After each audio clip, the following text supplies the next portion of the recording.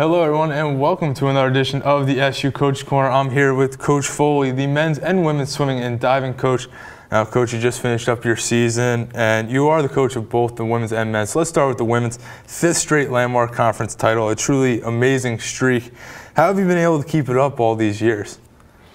Well, I try not to focus on winning, to be honest. We just focus on getting better, improving each individual athlete, and if our best is good enough to win, then so be it.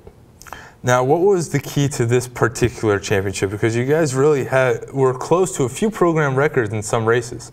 Yeah, we set multiple school records. We also scored the most points in Landmark history on the women's side. Okay. So it was a pretty dominating performance. I attribute the large senior class. We're graduating 8 women. Okay. And their leadership throughout the year and their understanding on how to perform when it matters most really made a big difference.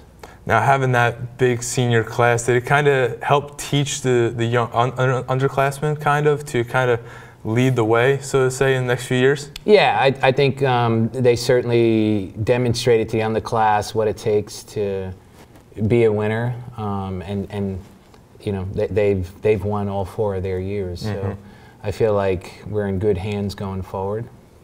Now, the men finished second. It came down to the final event, the 400-meter free relay, to seal that spot from Catholic. When we talked last week, you said you were very proud of your guys, and you really hit that goal that you wanted to set for the championship. Yeah, it was a realistic goal for us to get second. Mm-hmm. We knew it was going to be tough to overcome Catholic and Scranton for those positions, and it did come down to the last day and the last event for us to hold them off by 2 points. And you know, it was a total team effort, which is really what I was really proud about the men. You know, everybody contributed, and they just had a lot of camaraderie and spirit throughout the whole year, but in particular during the course of the weekend. Now, on both sides, women's and men, who are some key performers that really stepped up big this year for you guys? Oh, God, there's so many. I personally don't like isolating just one individuals, but certainly, you know, you got to look towards the individual winners that we had at the Landmark Conference, and Lexi Cole winning 3 events, and, okay. and Kelsey Lassard winning 2 individual events, you know, on the women's side. Certainly the women winning 2 relays, the 800 free relay and the 400 medley relay, so the individuals on that. And then our men's 800 free relay was just, winning both the women and the men's 800 free relay was really a special moment, and it was more in how they did it. They both did it in coming from behind fashion, really swimming correctly, the 200 free, executing it the right way, being patient, and in both cases running down their opponent in the last 25 yards, and in the men's case in the very last stroke. Oh, wow. to win the race. So it was extremely exciting, and it happened all within, you know, pretty much a 15-minute time span, you know, the women doing it first, then the men, all on Saturday evening. So it kind of created this real euphoric moment for the entire program.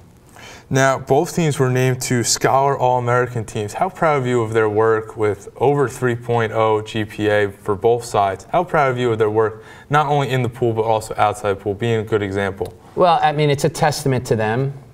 They really, you know, I put the challenge out there to them to achieve these goals, but really it's a testament to them to dedicating themselves to be scholar athletes.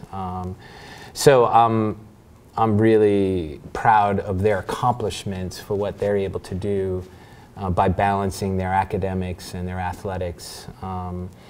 And they, you know, in particular on the men's side, they really worked hard at helping each other. Okay.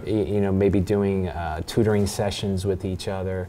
And the women have really had a real good, strong sense of, you know, knowing how to balance their time in order to do well academically, and you know, both teams achieving that academic All-American status is definitely a goal of ours. So I'm really happy for them that they achieved that goal.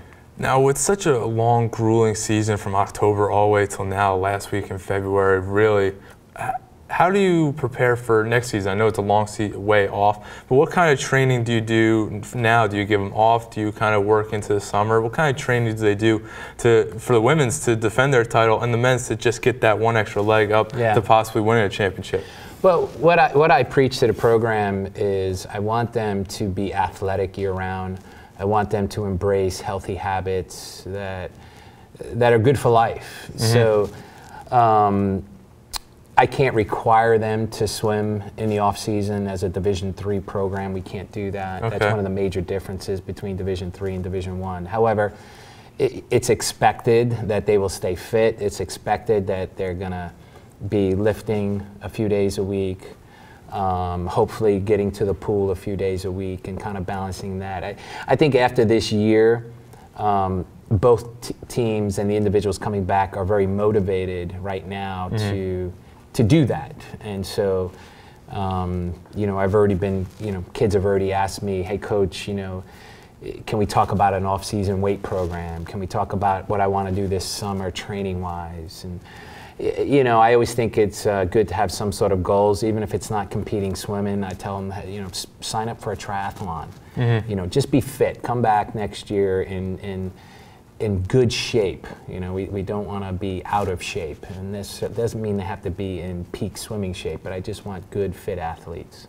Coach, appreciate your time, and we look forward to seeing the future of SU swimming and diving. Yeah, thank you.